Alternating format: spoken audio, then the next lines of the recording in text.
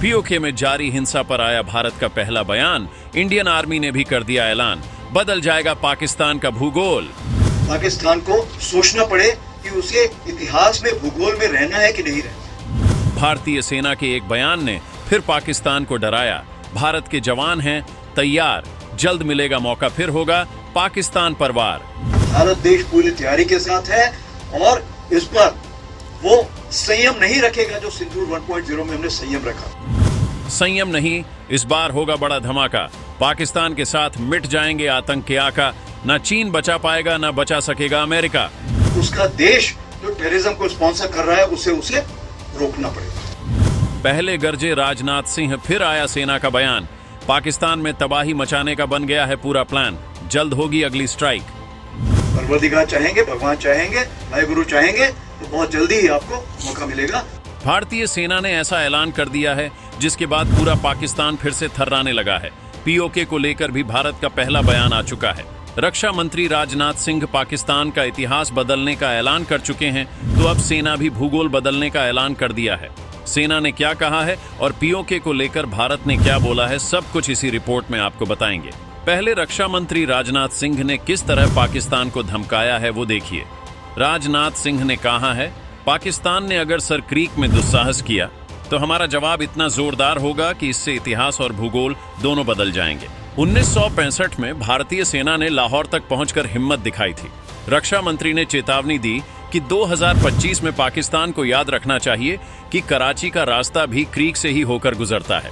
राजनाथ सिंह ने पाकिस्तानियों को अल्टीमेटम दिया तो सेना ने भी बड़ा धमाका कर दिया है। सेना ने जो कहा है वो सुनकर मुनीर की पैंट गीली हो रही होगी।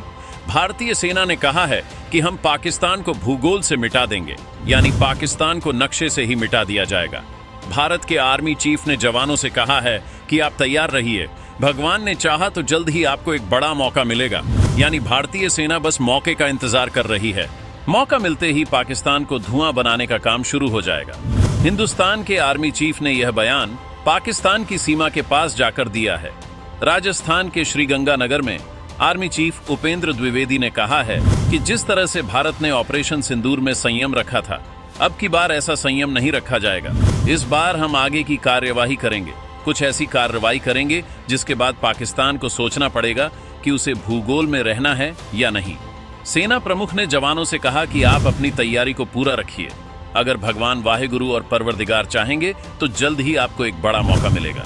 दरअसल पाकिस्तानी पिटने के बाद भी जिस तरह के बयान दे रहे हैं और जिस तरह से पाकिस्तान पूरी दुनिया में झूठ फैला रहा है, अब हिंदुस्तान की सेना पाकिस्तान की छाती पर पैर रखकर उसे चीर देना चाहती है।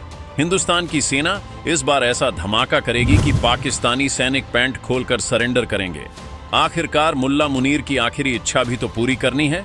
मुल्ला मुनीर भले ही अब वर्दी उतार कर सूट बूट में पाकिस्तान को बेंच रहा है, लेकिन उसने अपनी आखिरी इच्छा दुनिया को बताई है और अब भारत ने इसे कुछ ज्यादा ही सीरियस ले लिया है।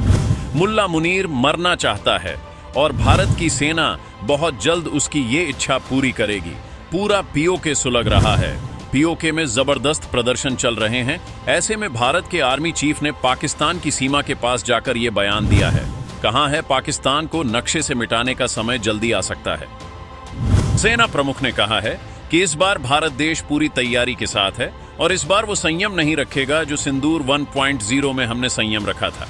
इस बार हम आगे की कार्रवाई करेंगे और कुछ ऐसी कार्रवाई करेंगे कि हो सकता है पाकिस्तान को सोचना पड़े कि उसे इतिहास में भूगोल में रहना है कि नहीं रहना है। अगर उसे भूगोल में अपनी जगह बनानी है तो उसके लिए उसे जो स्टेट स्पॉन्सर टेररिज्म जिसको हम बोलते हैं, यानी कि उसका देश जो टेररिज्म को स्पॉन्सर कर रहा है, उसे रोकना पड़ेगा। तो आप अपनी पूरी तैयारी करके रखिए और अगर परवरदिगार चाहेंगे, भगवान चाहेंगे, माय गुरु चाहेंगे तो बहुत जल्दी ही आपको मौका मिलेगा। उसके लिए ऑल द बेस्ट। जय हिंद। भारतीय वायुसेना के प्रमुख एपी सिंह ने भी पाकिस्तान की हवा निकाल दी है। पाकिस्तानी जो 6 और 0 वाला राग गाते हैं, अब इंडियन एयरफोर्स की तरफ से उसका जवाब आया है। वायुसेना प्रमुख एपी सिंह ने बताया है कि कैसे भारत ने पाकिस्तान के 12 विमान मार गिराए थे। इसमें करीब 10 फाइटर जेट्स थे। अमेरिका के F-16 और चाइना के JF-7 को भी भारत ने धुआं बना दिया है। अमेरिका के जेट्स की ठुकाई के बाद ही शायद ट्रंप का मुंह फूल गया है। एयरफोर्स चीफ एपी सिंह ने पहली बार बताया कि हमने जमीन पर पाकिस्तान के 4 radar 2 command centre, 2 runway, 3 hangers और इन हैंगर्स में खड़े 4 से 5 F-16 लड़ाकू विमान नष्ट कर दिए। इसके अलावा पाकिस्तान के एक C-130 विमान को भी उड़ाया है, जबकि हवा में 300 किलोमीटर दूर हमने पाकिस्तान का एक निगरानी एवॉक्स विमान उड़ाया। इसके अलावा हवा में 5 फाइटर जेट्स भी उड़ाए गए, इनमें भी F-16 और JF-17 शामिल थे। भारत ने पाकिस्तान में कितनी तबाही मचाई है, ये बात मुल्ला मुनीर और शहबाज को अच्छे से पता है। इसके बाद भी पाकिस्तानी अपनी जनता से पिटने से बचने के लिए खुद ही मेडल बांटकर प्रमोशन भी ले लिए। उधर ट्रंप भी भारत के एक्शन से बौखला गए हैं। हालांकि ट्रंप शायद ना ही नाराज होते, लेकिन भारत ने जब क्रेडिट नहीं दिया तो ट्रंप भी मुंह फुला बैठे। अब ट्रंप उसी पाकिस्तान को गोद में लेकर आतंकिस्तान की मदद करने में लगे हैं। भारत ने पाकिस्तान को बवासीर जैसा मर्ज दे दिया है, जिसे ना तो वो दिखा पा रहे हैं और ना ही दर्द झेल पा रहे हैं, बस दूसरों के सामने मजबूरी में मुस्कुरा रहे हैं। लेकिन इस बार भारत ने अगर ठुकाई शुरू की तो इजराइल की तरह ही पाकिस्तान का हाल भी गाजा जैसा कर देगा। पाकिस्तान को गाजा कैसे बनाना है, इसके टिप्स देने खुद नेतन्याहू भारत आने वाले हैं। इस बीच पीओके में भी बवाल मचा हुआ है। पीओके की जनता सड़क पर है और जबरदस्त प्रदर्शन हो रहे हैं। आजादी की मांग कर रहे लोगों पर पाकिस्तानी फौज ने अंधाधुंध फायरिंग की, जिसमें अब तक दर्जनों लोगों की मौत हो चुकी है। दर्जनों लोग अभी भी घायल हैं। पीओके के अलग अलग इलाकों से लोगों का हुजूम मुजफ्फराबाद पहुंचने के लिए लॉन्ग मार्च पर निकला है। पाकिस्तानी सरकार किसी कीमत पर लोगों को मुजफ्फराबाद पहुंचने से रोकना चाहती है। अब इस पूरे मामले पर भारत सरकार के विदेश मंत्रालय का बयान भी सामने आ गया है। पाकिस्तान के कब्जे वाले कश्मीर में हिंसा और प्रदर्शन पर भारत के विदेश मंत्रालय के प्रवक्ता रणधीर जायसवाल ने कहा, हमने पाकिस्तान अधिकृत जम्मू और कश्मीर के कई इलाकों में विरोध प्रदर्शनों की खबरें देखी हैं, जिनमें पाकिस्तानी सेना द्वारा निर्दोष नागरिकों पर की गई बर्बरता भी शामिल है। हमारा मानना है कि यह पाकिस्तान के दमनकारी रवैये और इन इलाकों से संसाधनों की व्यवस्थित लूट का स्वाभाविक परिणाम है, जो उसके जबरन और अवैध कब्जे में है।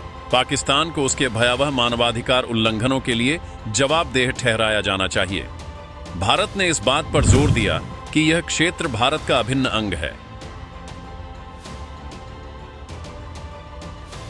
अब जिस तरह से रक्षा मंत्री से लेकर वायुसेना और थल सेना का बयान आया है, उसके बाद आप समझ ही गए होंगे कि बहुत जल्द पाकिस्तान में फिर से तबाही आएगी और इस बार पाकिस्तान में ऐसा हमला होगा कि मेडल बांटने वाला भी कोई नहीं बचेगा। अगर आप भी सेना के साथ हैं तो कमेंट में जय हिंद लिखकर अपनी राय दीजिए।